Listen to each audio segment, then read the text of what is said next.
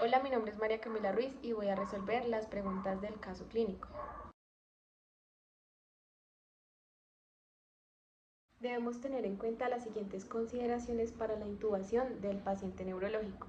Primero, se debe tener listo el material necesario, como lo es el monitor de signos vitales, la mascarilla y el ambú, una fuente de oxígeno, cánula de Guedel, tubo endotraqueal, una guía, laringoscopio, pseudoanalgesia, el ventilador mecánico, entre otros. Además, se debe valorar la vía aérea del paciente. En tal caso que sea necesario eliminar secreciones y determinar si hay alguna obstrucción. En pacientes neurológicos se debe monitorizar la PIC y evitar que hayan cambios significativos en esta. También se debe mantener un flujo sanguíneo cerebral adecuado y en caso de contar con una vía aérea difícil, se debe valorar con la distancia tiromentoniana, el test de Mallampati y el ángulo de Bellhaus. En el paciente que se encuentre intubado y bajo sedación podemos utilizar la escala RASS para valorar el estado de alerta del paciente. Y en pacientes que se encuentren intubados sin sedación podemos evaluar el estado de injuria cerebral con la escala FOUR. Además tenemos pruebas de imagen como lo es el AngioTAC que permite evaluar la integridad de los vasos, o también tenemos la resonancia magnética que evalúa la localización y la extensión del daño. A pesar de que la hipoxemia no es común en estos pacientes, el aumento de la PIP nos va a permitir aumentar la superficie de contacto alveolo capilar en caso de que la causa de la hipoxemia sea respiratoria y no circulatoria. Ante un aumento repentino de la pico, se debe tener en cuenta primero la causa, ya que puede ser una obstrucción en el tubo o en el circuito o que simplemente este no esté funcionando.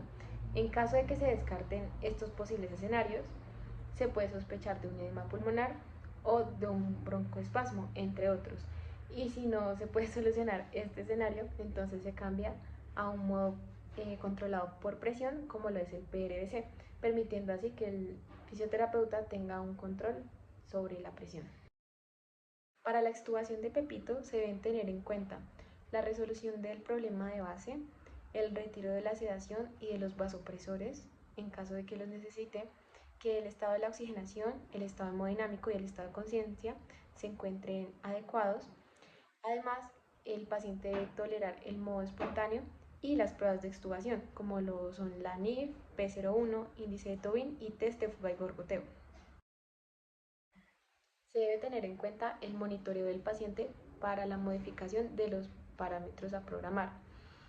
Por ejemplo, en las alteraciones a nivel central se puede afectar la respuesta ante el aumento del CO2, por lo que se debe modificar el volumen minuto según los valores de CO2 del paciente y lo que sea más fisiológico para este mismo.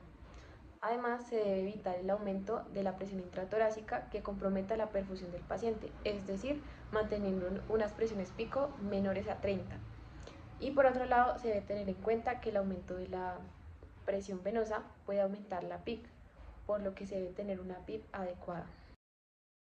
Se deben usar estrategias de prevención de complicaciones pulmonares en estos pacientes, ya que la neumonía se da de un 40 al 50% en estos pacientes, las atelectasias se dan en un 90% y no es común la hipoxemia, por lo que unas PIO2 altas pueden ser perjudiciales. Además, está contraindicada la hipercapnia permisiva, ya que esto tiene un efecto vasodilatador en el cerebro, lo que nos puede aumentar la PIC.